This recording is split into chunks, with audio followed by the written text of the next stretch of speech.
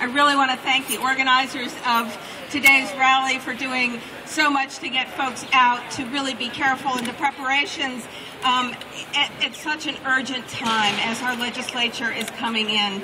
This is something that is not just a threat to our environment and public health. This is a threat to governance in North Carolina.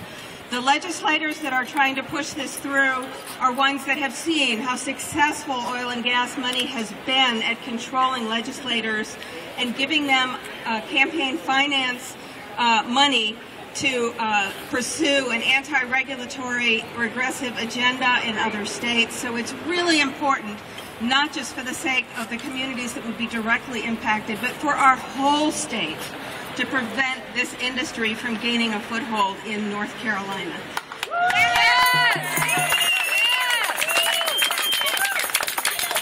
I'm also a scientist and public health activist with Clean Water for North Carolina.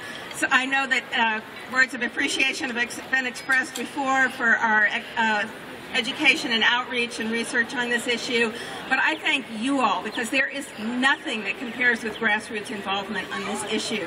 Is there anyone here from Stokes County today? All right, just less than a month ago, we went up and had a meeting with folks in Rockingham County. That was a pretty large meeting with the Dan River Basin Association. These are those western counties, especially Stokes and Rockingham, that had heard very little about this and had not been really given an opportunity to get deeply involved. When I went to Walnut Cove on the 10th of May, just last week, there were 100 people packed into a little library meeting room. Those folks have already been on the horn and on email, and we have seen messages, return messages from 3 Republican legislators, 2 senators, and a representative saying we cannot move quickly on this. No amount of potential for development of this resource in North Carolina is worth sacrificing communities and drinking water. That sounds like us. Yeah. So that's what grassroots involvement can do. We hope that you all will, this coming Wednesday, we'll be having a call-in, write-in day to your legislators. Even if you've already contacted them, please do so again. There is information on our website, CWFNC.org, about the very aggressive Rucho bill for fracking. Find out more.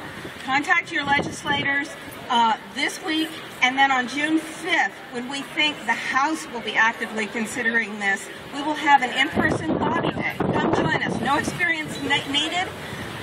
More than a dozen organizations are involved in organizing this lobby day, and we will meet for a briefing, so you need no experience as a grassroots lobbyist, at 10 o'clock at the Marbles Museum. So look for that information too. Thank you all so much for being here.